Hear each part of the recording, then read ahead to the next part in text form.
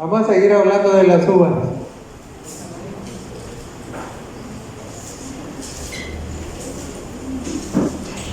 Y dijo así el Señor: yo soy la vid verdadera y mi Padre es el labrador. Y a mí me llamó la atención porque, ¿por qué decía que era la vid verdadera? ¿Por qué?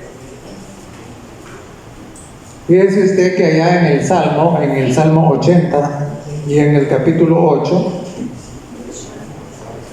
Salmo 88 dice: hiciste venir una vid de Egipto, echaste las naciones y la plantaste, limpiaste el sitio delante de ella, e hiciste arraigar sus raíces y llenó la tierra.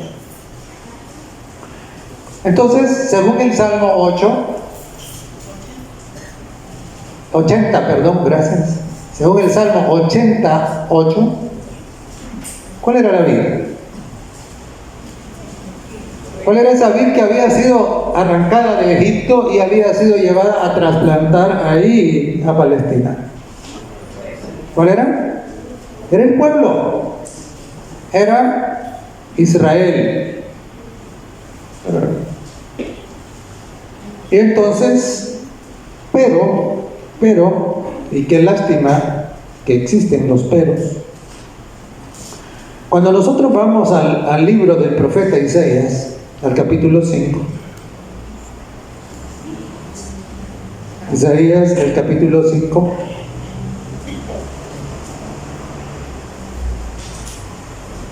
y leemos del 1 al 7, que encontramos. Dice: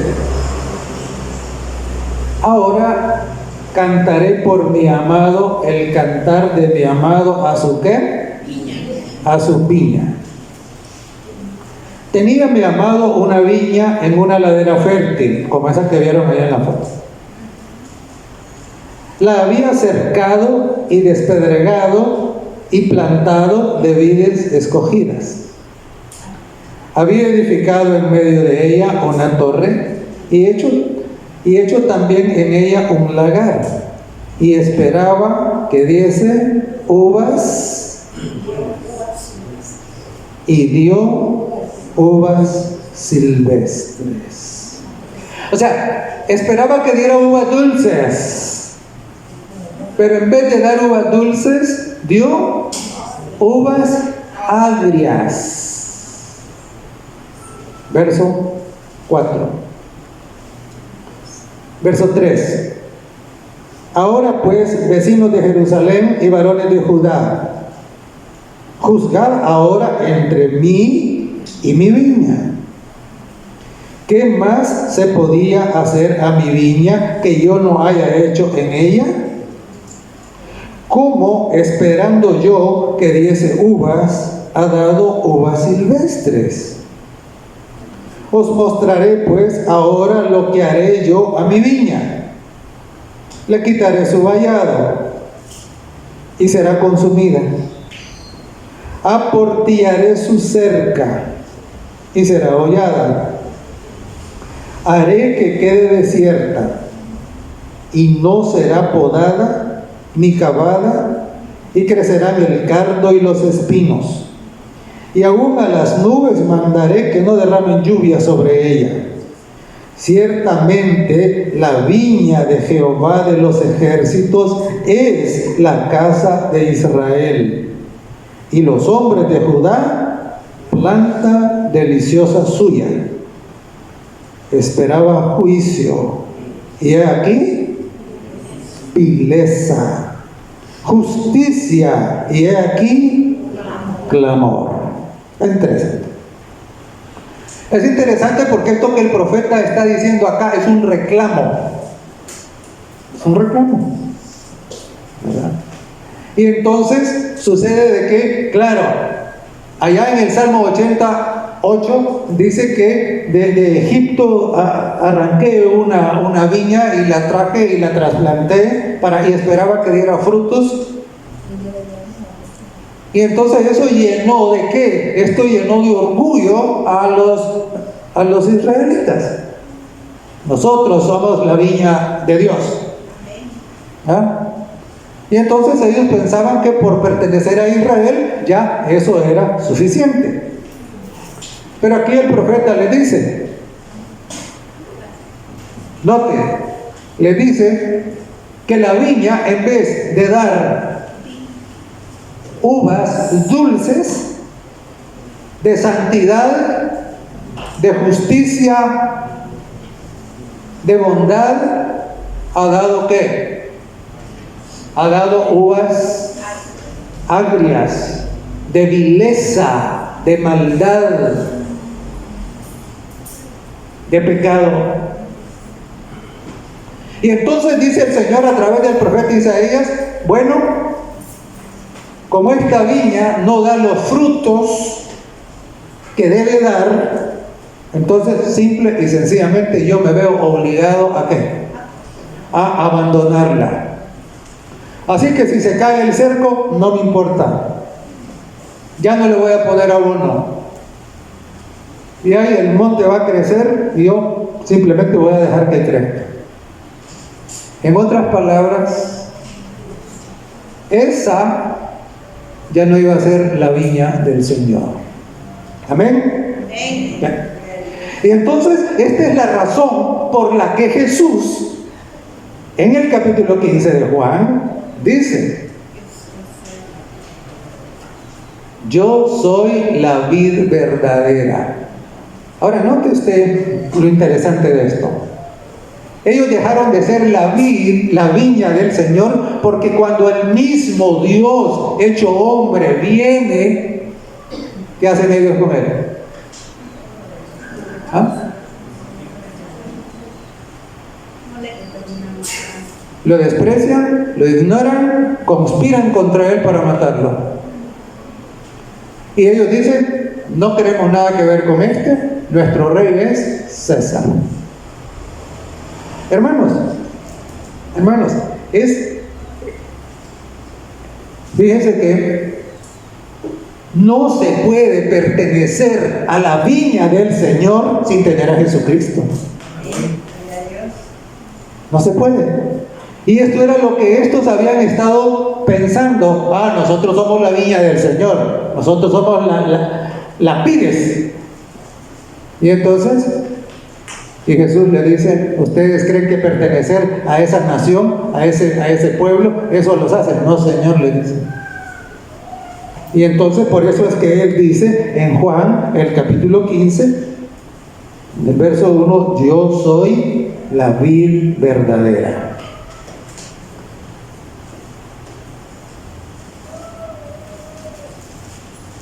Es la aceptación de Jesucristo como el Señor de nuestra vida lo que nos hace pertenecer al pueblo de Dios, a la viña del Señor. Si usted no acepta a Jesucristo, no importa que haya nacido allá en Israel, usted no pertenece al pueblo de Dios.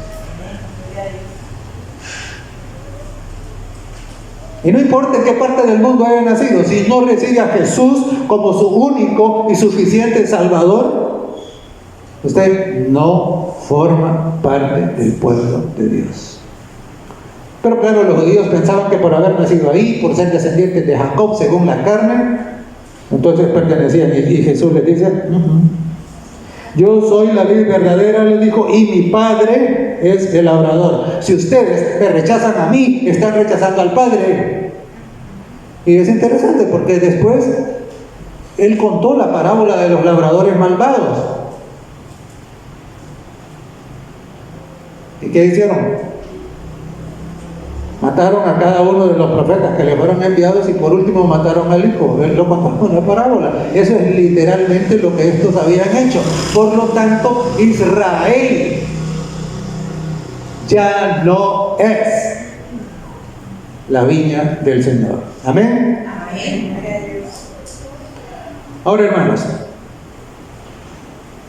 el fruto dulce que Dios esperaba, ¿cuál es? Vamos al libro de Romanos. Romanos capítulo 6.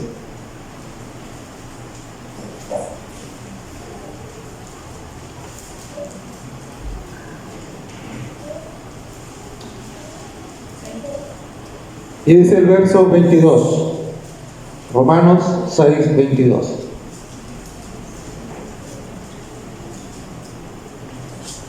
Dice: mas ahora que habéis sido libertados del pecado y hechos siervos de Dios, tenéis por vuestro fruto, ¿qué cosa? Tenéis por vuestro fruto la santificación. Entonces, las uvas dulces que Dios espera de su viña es que santidad. Si no hay santidad, ¿cómo es el fruto? Uva silvestre, uva agria. Eso es. El fruto que Dios esperaba es santificación. Y entonces, si vamos de nuevo ahí al Evangelio de Juan, al capítulo 15, y en el verso 2, leemos: todo pámpano que en mí no lleva fruto, ¿qué va a hacer con él? Lo quitará. Ahora, aquí hay dos cosas, hermano. Los judíos habían estado intentando llevar fruto, ¿sí o no? ¿Sí o no? Sí, ellos habían estado intentando llevar fruto, pero de manera legalista, sin amar a Dios, rechazando a Cristo. Y por eso Jesús dice acá: el que en mí. Usted puede estar queriendo obedecer por su propia cuenta sin Cristo. No se puede. Dice: el que en mí no lleva fruto. O sea, la santidad, ese fruto de santidad que dice Romanos 6:22, solo puede venir a su vida por medio de Jesucristo. No hay otro camino, ¿verdad? El que en mí no lleva fruto, dice, lo quitará. Eso es lo que pasó con aquella gente. ¿Llevaron fruto en Cristo? No. ¿Y por ese motivo qué? ¿Los quitó? Mira, hay un montón de iglesias todavía pensando que aquel Israel es el pueblo de Dios, que el Israel allá, que el Israel allá. Olvídenlo.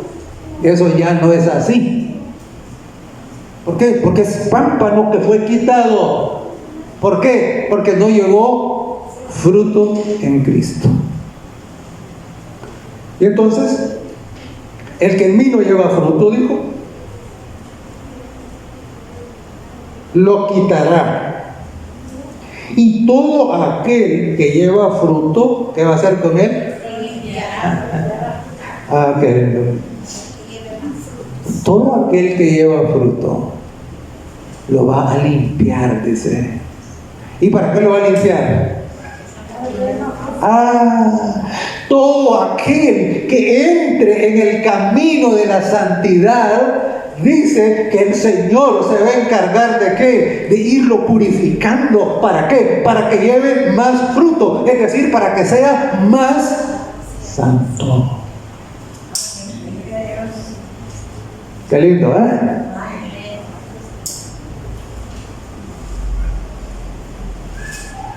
El que a mí no lleva fruto, lo quitará. Pero el que lleva, lo limpiará para que lleve más. Hermanos, este es el mismo principio de la parábola de los talentos. Dice que aquel que pone a trabajar lo que el Señor le dio, ¿qué hace? Le da más. Y al que no hace nada, ¿qué hace? Lo quita. Igualito, es lo mismo aquí, ¿verdad? Entonces, ahora hermanos, entonces la pregunta aquí que ahora debemos de contestar es: ¿y cómo es eso de que nos limpia? Porque dice que el que lleva fruto lo va a limpiar. El que en él lleva fruto, es decir, el que comienza, ¿por qué? Por entregarle la vida a Jesús, por recibir a Cristo como su único y suficiente Salvador y Señor.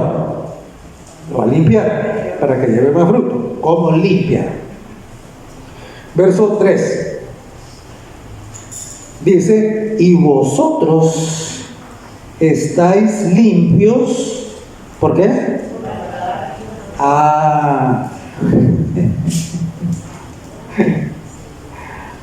Mire, yo no sé si hay alguien que le gusta lavar trastes. ¿Hay alguien que le gusta lavar trastes? Sí. Al hermano Gabriel le gusta, lo vamos a invitar a la casa.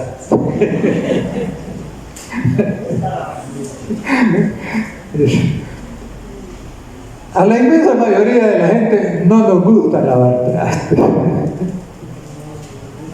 ¿verdad? Quisiéramos que existiera un detergente que con solo medio rociarlo la suciedad desapareciera. ¿Ah?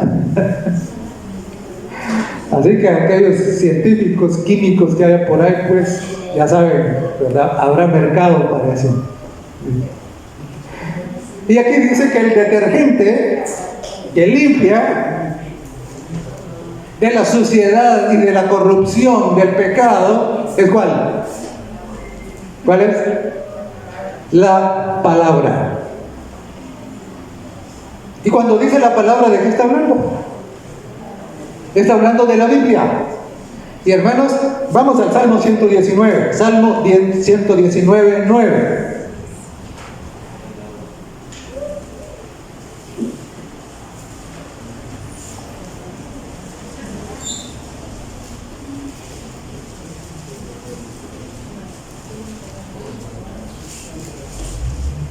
Y dice el Salmo 119, 9: ¿con qué limpiará el joven su camino? ¿Y cuál es la respuesta? Con guardar su palabra. Es interesante, hermano. Mire, si usted no le echa el detergente al traste sucio, ese traste no le va a quitar la suciedad. ¿Sí o no? O sea, usted puede tener el mejor detergente del mundo en su casa, pero si no se lo echa al traste sucio, eso no se limpia. ¿Ven? Es lo mismo con la palabra. La palabra es el detergente. Pero aquí en el Salmo 119 dice: ¿con qué limpiará el joven su camino? Y aquí dice claramente: con guardar, con obedecer su palabra. Y claro, y en el verso 11 del mismo capítulo leemos: en mi corazón he guardado tus dichos para no pecar contra ti. Hermanos, así es como se va limpiando. ¿Para llevar qué? Para llevar más fruto. Entonces, entienda. El que se ha entregado a Jesucristo, dice que el Espíritu Santo el Padre lo va a limpiar para que lleve más fruto, pero lo va a limpiar por medio de su palabra. Es decir, usted puede venir acá y entregarse a Jesús y se va para su casa y se olvida de la palabra, ¿va a seguir siendo limpiado? No. La Biblia es clarita. ¿Con qué limpiará? Con guardar tu palabra. En mi corazón he guardado tus dichos para no pecar contra ti. Ahora, hermana, mire, nada, y oiga lo que estoy diciendo, nada puede sustituir la autoridad de la palabra de Dios. Nada. Hay bastante gente que dice, ay, pero es que yo no siento nada. Ok, o a mí Dios me habló y me dijo, o me dio un sueño, hermanos. Si el sueño, si esa voz que oyó, si ese gran sentimiento que sintió, esa gran emoción era contrario a la palabra, eso no viene de Dios. Viene del enemigo. Entonces, nuestra autoridad en asuntos espirituales es la palabra de Dios, nada más. No nos importa que todas las religiones del mundo se pongan de acuerdo. No nos importa que el fulano o el sotano diga esto. A mí me da tristeza a veces cuando converso con alguna gente y me dicen, es que el pastor dice.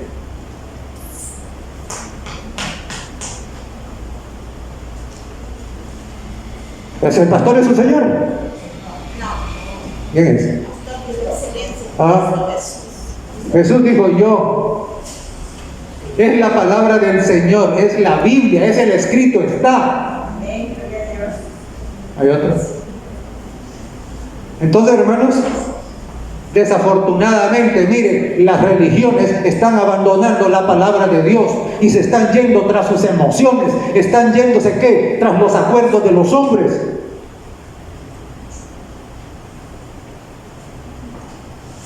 Están aceptando autoridad humana y rechazando la autoridad divina que Dios ha depositado en la Santa Escritura.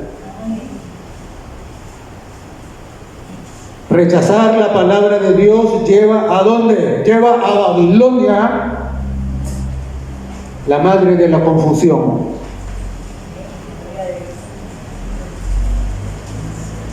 Verso 4 de Juan 5. Y dice el verso 4, permanecer en mí y yo en vosotros. Como el pámpano no puede llevar fruto por sí mismo, si no permanece en la vid, así tampoco vosotros, si no permanecéis en mí.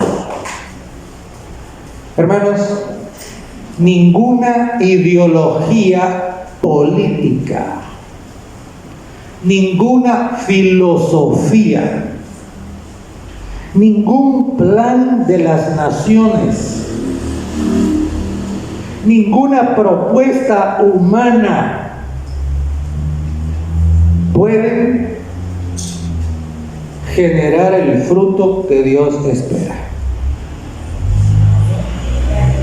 Nada. ¿Y cuál es el asunto? Mire lo que está pasando en el mundo.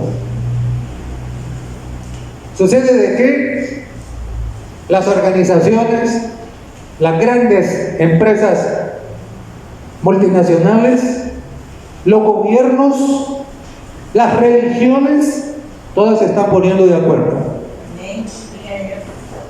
Pero para ponerse de acuerdo han tenido que dejar a un lado la palabra de Dios. Hermano, no han permanecido en Cristo. Porque si permanecieran en Cristo, no se podrían unir. Recuerde lo que está escrito: no os unáis en yugo desigual con los incrédulos. ¿Qué comunión tiene Cristo con Belial? La luz con las tinieblas. Entonces, al entrar en esos convenios, al entrar en esas grandes relaciones ecuménicas, simple y sencillamente no están permaneciendo en Cristo, están abandonándolo, están abandonando su palabra, se están separando de la vida.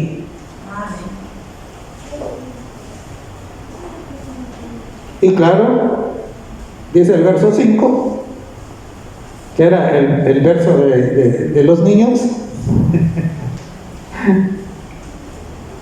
Separados de mí, ¿qué? ¿Cuándo podría hacer? Nada.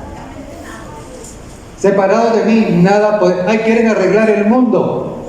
Ay, quieren resolver la pobreza. ¿Y qué dice aquí? Nada podéis hacer separados de mí. Entonces, hermanos, todos estos esfuerzos humanos están condenados a fracasar. Todos. Porque separados de Cristo, nada puede hacerse. Verso 6.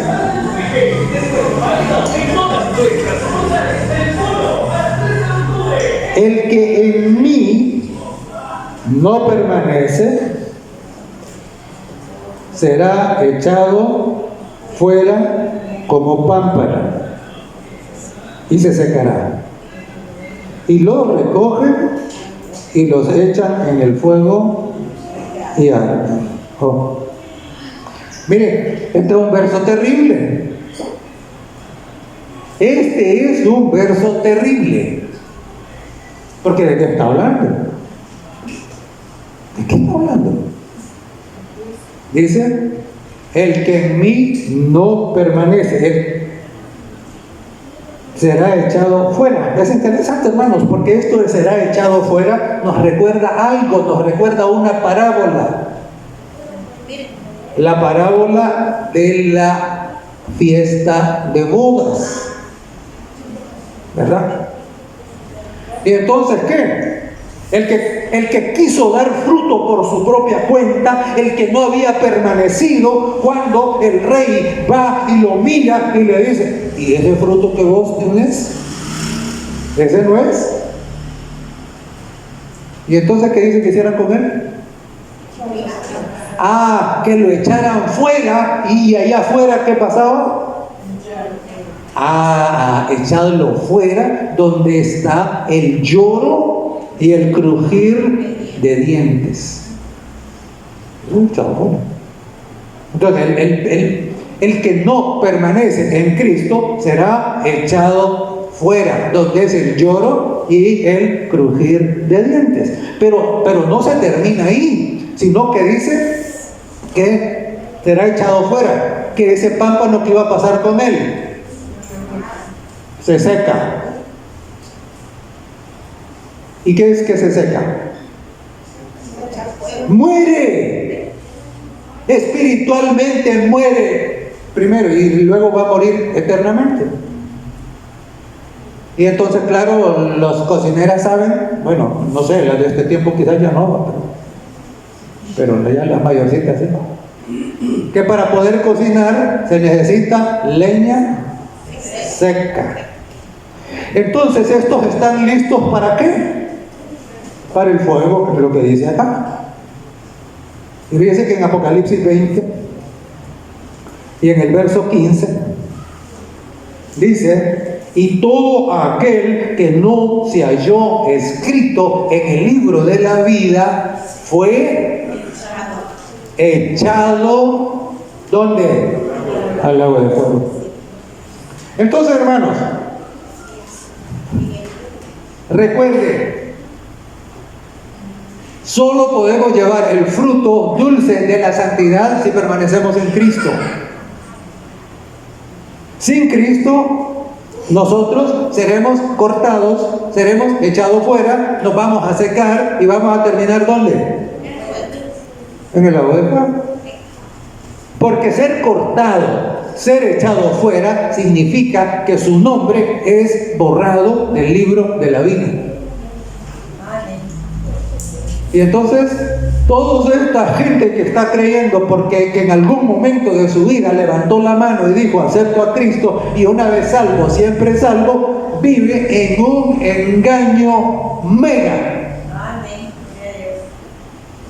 Aquí el Señor Jesús está diciendo que no basta con entrar en el camino, sino que dice que hay que permanecer en Él.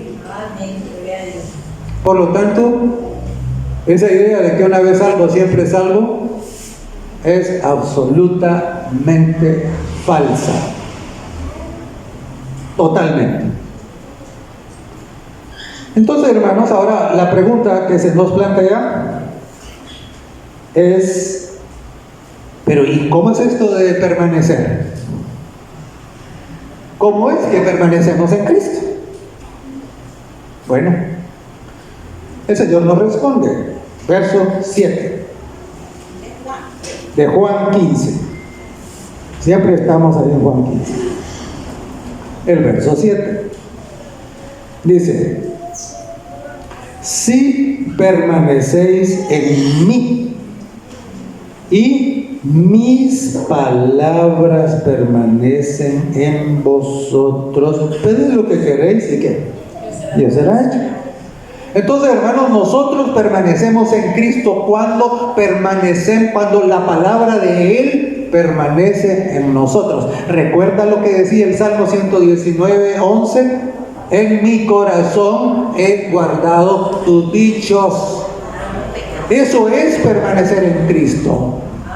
Es decir, nuestra mente está llena de la palabra de Dios. Nuestras decisiones son tomadas de acuerdo a la palabra de Dios. La palabra de Dios es nuestra guía, es nuestra ley, es nuestro alimento. Eso es permanecer en Cristo. Ahora, yo abandono la palabra, yo abandono a Cristo. Porque en el principio era el verbo, la palabra, dicen unas versiones. Y el verbo era Dios. Cuando yo abandono la palabra de Dios, yo abandono a Dios.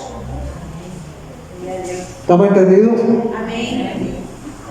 Entonces, permanecemos en el Señor cuando su palabra permanece en nosotros. Pero hay más. Dice el verso 10. Si guardareis mis mandamientos, permaneceréis en mi amor, así como yo he guardado los mandamientos de mi Padre y permanezco en su amor. Mire qué texto más maravilloso. Porque ahí está diciendo, si usted rechaza, o sea, aquí está remachando y entrando a los detalles. Porque allá en el verso anterior que vimos, decía, si mis palabras permanecen en vosotros. Pero aquí va más todavía, porque dice, el que guarda mis mandamientos, los 10 mandamientos, ese permanece en el amor de Dios. Es decir, el amor de Dios se expresa de esa manera. Le decimos a Dios, Señor, yo te amo. Cuando dejamos todo, ¿para qué? Para estar aquí el sábado. Cuando no nos importa lo que podamos perder, pero decimos la verdad. Cuando no nos importa lo que hayan hecho, lo que nos hayan hecho, pero no nos permitimos odiar ni guardar rencor. Cuando no importa que tengamos una gran necesidad, pero no agarramos lo ajeno. Así es que permanecemos en el amor de Dios. Porque el amor de Dios no nos permite hacerle daño al prójimo. Porque el amor de Dios tampoco nos permite traicionarlo a Él. Por eso, hermanos, permanecemos en Cristo cuando su palabra permanece en nosotros. Permanecemos en el amor de Cristo cuando nosotros guardamos sus mandamientos. Y de repente viene alguien y dice, no, pero es que el sábado está abolido. El amor está abolido entonces. No. permanece para siempre, parte del carácter de Dios. Entonces alguien que dice, no, mire, la ley está abolida, eso era para otros, no es para mí. ¿Permanece en el amor de Dios? ¿Permanece en Cristo? No, no lo hace, ¿verdad? Y claro, todos estos que se están uniendo y están abandonando los mandamientos y están abandonando la palabra de Dios para poder unirse y tener poder en el mundo, ¿permanecen en el amor de Dios? No. Han amado más la gloria de los hombres que la gloria de Dios.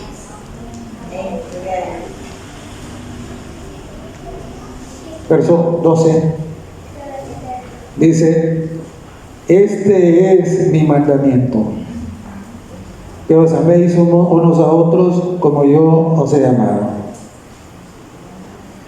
Hermanos, es interesante porque usted encuentra que los mandamientos son mencionados junto con el amor. Y no hay manera de querer vivir sometido, sujeto a los mandamientos sin amor. Porque cuando usted sin amar trata de cumplir los mandamientos, eso, ¿cómo se llama? Se llama legalismo. Se llama legalismo. Y entonces usted está intentando hacer algo que es extraño para usted. Y por eso le resulta incómodo. Y por eso le resulta amargo. ¿Por qué? Porque su corazón lo rechaza. Porque en su corazón no hay amor, hay enemistad contra Dios.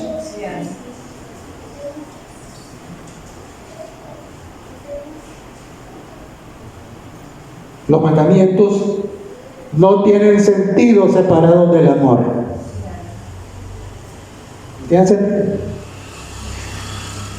Y él dice el verso 11: estas cosas os he hablado, ¿para qué? Para que mi gozo esté en vosotros y vuestro gozo sea cumplido. Mire qué hermoso.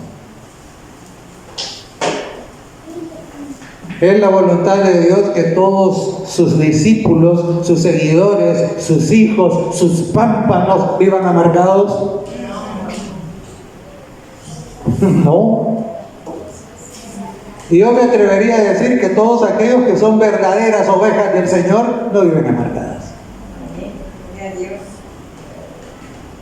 Y todos, hermanos, que viven, todos los que viven amargados, y yo aquí, yo no conozco cómo viven ustedes.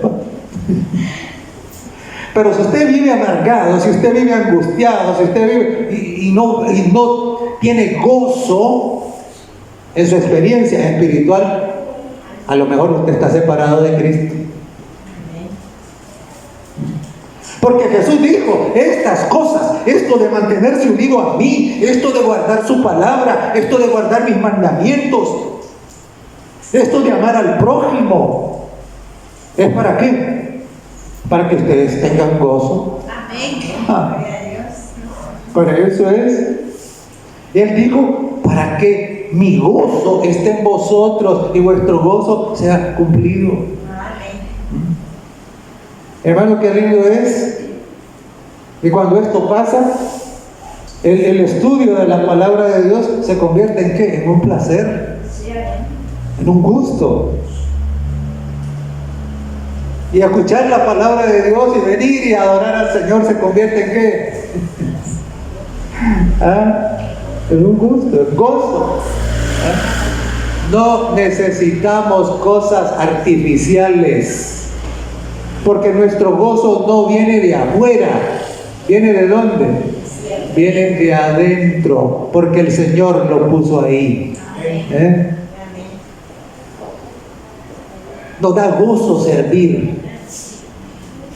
Nos da gozo servir. Y dice el verso 8: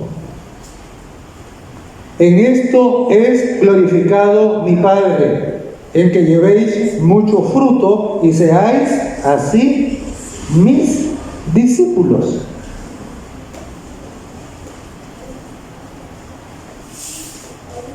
Y hermanos,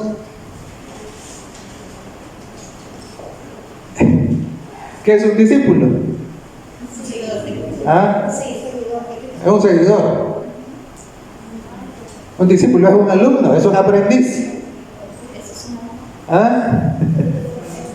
Y es interesante porque nosotros ahora no tenemos así como muy vívida la imagen de lo que era el discipulado en los tiempos antiguos. Ahora con esto de las escuelas hay un montón de alumnos que odian a los maestros.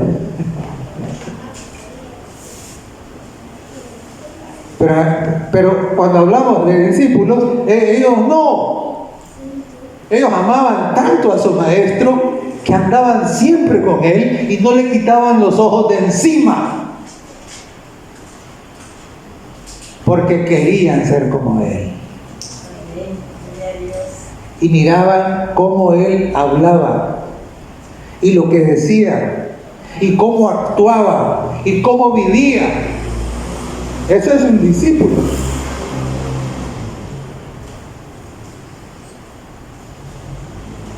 Hermanos, y es que nosotros, ¿qué somos? ¿Somos discípulos? Y él dijo que seríamos sus discípulos cuando lleváramos fruto, y que cuando lleváramos fruto y fuéramos sus discípulos, Dios el Padre iba a ser glorificado. Amén. Mira cómo todo esto está unido.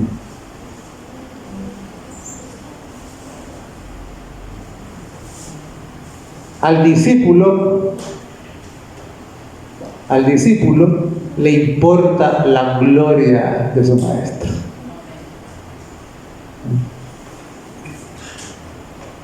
Cuando llevamos ese fruto que decía ya en Romanos 6:22, la santificación, esto dice que trae gloria a Dios. Eso es la garantía de que somos sus discípulos. Eso quiere decir, nosotros estamos aprendiendo de Jesús. Y hermanos, eso trae gozo. Y ahí tenemos acá un texto en el verso 14 que dice: vosotros sois mis amigos si hacéis, ¿qué cosa? Entonces note lo siguiente: vosotros sois mis amigos si cumplís con esta condición. ¿Cuál? Hacer lo que yo los mando, dice. ¿Y en dónde está todo lo que él manda? En la palabra, en la Biblia. Y el resumen más breve de todo lo que él manda en los 10 mandamientos. Y él dijo que sus discípulos, los que le dan gloria al Señor, los que quieren ser como su maestro, esos son ¿qué? Esos hacen lo que él manda, porque lo aman. Por eso. Y le dijo: vosotros sois mis ¿qué? Mis amigos. Y hermanos, aquí entramos en una cosa muy interesante. ¿Cuántos de ustedes tienen amigos? Los demás no tienen. Hermanos, es interesante porque cuando tenemos amigos, y a veces como que es más notorio en las niñas en la escuela, ¿no? Tiene una su amiguita y ¿qué?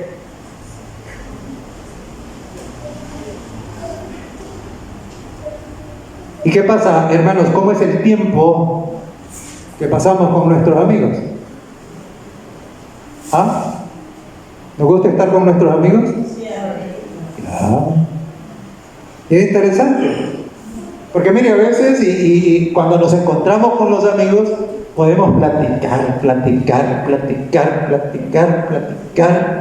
Y hubo alguna vez que dijeron, bueno, ¿y ustedes de qué tanto hablan? ¿Ah? ¿Por qué?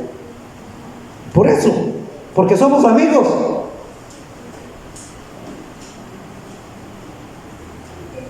Y el amigo está dispuesto a qué? Está dispuesto a todo por el otro. El amigo verdadero nunca traiciona. Y Jesús dijo, ustedes son mis amigos. Es interesante, porque si a usted le molesta estar con el Señor, entonces, ¿es su amigo? ¿Ah? Si a usted le aburre estar con el Señor,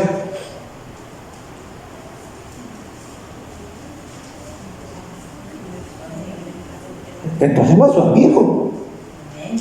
Porque estar con los amigos nos encanta. Me encanta. Y Jesús dijo, ustedes son mis amigos y hacen lo que yo mando. Ahora, ¿qué hace usted cuando un amigo le llama por teléfono y usted no puede atender la llamada en ese momento? Ah, claro, inmediatamente cuando le queda chance dice, me llamó fulano.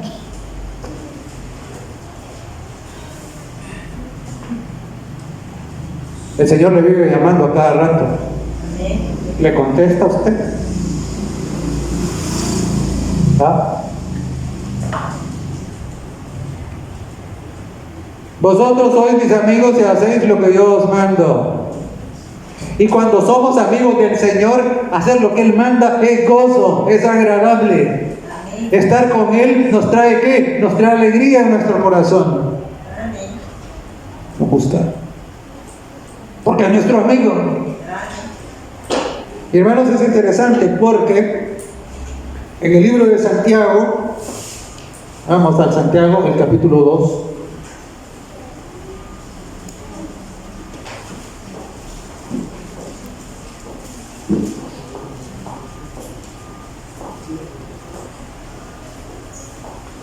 Santiago, el capítulo 2, dice, versos 22 y 23, leamos. ¿No ves que la fe actuó juntamente con sus obras y que la fe se perfeccionó por las obras?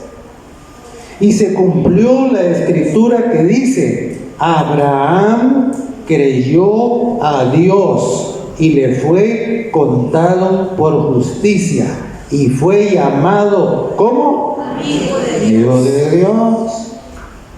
¿Y por qué fue llamado amigo de Dios? Porque Dios le dijo a Abraham, deja tu tierra y tu parentela y vete a la tierra que yo te mostraré, y Abraham se quedó ahí. No. Abraham fue llamado amigo de Dios porque a todo lo que Dios le dijo, Abraham obedeció. Le dijo, deja tu tierra, salió. Deja tu parentela, la dejó. Le dijo, sacrifica a tu hijo, estuvo dispuesto a sacrificarlo. Le dijo que iba a instruir a todos sus descendientes, lo instruyó. Al final, dice Santiago, la fe, la confianza de Abraham fue perfeccionada por la obediencia. Y por eso fue llamado de ser amigo de Dios. Entonces, hermanos, pregunto, ¿los desobedientes son amigos de Dios? No. La Biblia dice, ¿verdad? Vosotros sois mis amigos si hacéis lo que yo mando. Hermanos, qué capítulo más hermoso. Y en todo el capítulo, note, Jesús comenzó en el verso 1 diciendo, yo soy. Y a lo largo de todo el capítulo dice, mis. ¿Y eso qué es lo que está diciendo? Está diciendo, Cristo es el centro de todo. Usted puede tomar su Biblia y marcar todo ahí donde dice mis, se repite. ¿Por qué? Porque el capítulo tiene un montón de lecciones, pero hay 3 grandes lecciones que sobresalen. Uno es que sin Cristo todo es inútil. ¿Cómo es todo sin Cristo? Inútil. Saque a Cristo de su vida y su vida ¿qué? No vale nada. Yo saco a Cristo de mi vida y mi vida no vale nada. Pongo a Cristo en mi vida y mi vida es ¿qué? Es un tesoro. Sin Cristo todo es inútil. Es la primera gran lección del capítulo. Sin Cristo todo lo demás se seca y va para el fuego. No lo olviden. Segunda lección. Hay que permanecer. Hay que permanecer. No es suficiente con simplemente entrar. Necesitamos permanecer. Esta es la segunda gran lección. Tercera lección, grande, de las grandes, porque hay muchas otras pequeñas, es que permanecer significa someterse a la palabra de Dios y guardar los mandamientos. Eso es permanecer. Si usted rechaza la palabra de Dios, si usted rechaza los mandamientos, ya usted dejó de permanecer. Ya usted dijo, lo siento, me corto. Yo no sé si los muchachos todavía usan esa expresión. Pero cuando yo era adolescente y estaba en la escuela, eso era bastante corriente. Decir, me corto. O vos estás cortado. ¿Qué quería decir eso de vos estás cortado? No me hables, yo no tengo nada que ver con vos. Estás cortado, ¿verdad? O si no, cuando ya se iban a ir decían, me corto para mi casa. Me voy. Entonces, claro, ¿verdad? Entonces, hermanos, el que no permanece en la palabra y en los mandamientos se ha cortado. Es una rama desgajada. Se va a secar. ¿Y su destino cuál será? El lago del fuego. El lloro y el crujir de dientes. La decisión es suya. La decisión es mía. Cristo es la vid verdadera. Necesitamos, hermanos, permanecer, ser sus amigos y experimentar el gozo de su amistad. Si todavía usted no lo ha hecho, le invito para que venga Jesús. Puede ser que ya haya venido a la iglesia, pero no ha venido Jesús. Cuando venga y usted entienda que Cristo debe estar en el centro de su vida y dependa de Él y crea lo que Él dice, entonces, hermano, usted, al haber entrado en ese nivel de amistad con Jesús, tendrá gozo. Todas estas angustias, preocupaciones y amarguras y todo, hermano, va a quedar de lado. No es porque se le van a desaparecer los problemas siempre van a estar ahí. No sé si se van a resolver o no, pero su corazón va a tener paz. Va a tener tranquilidad. A veces la gente se extraña porque nos pasan cosas y nos dice, pero es que yo lo veo a usted tan fresco, tan tranquilo. Hermanos, nosotros no tenemos nada especial. Lo especial nuestro es la presencia de Jesucristo en nuestra vida. Que esa sea la suya. Que Dios nos bendiga, hermano. Vamos a estar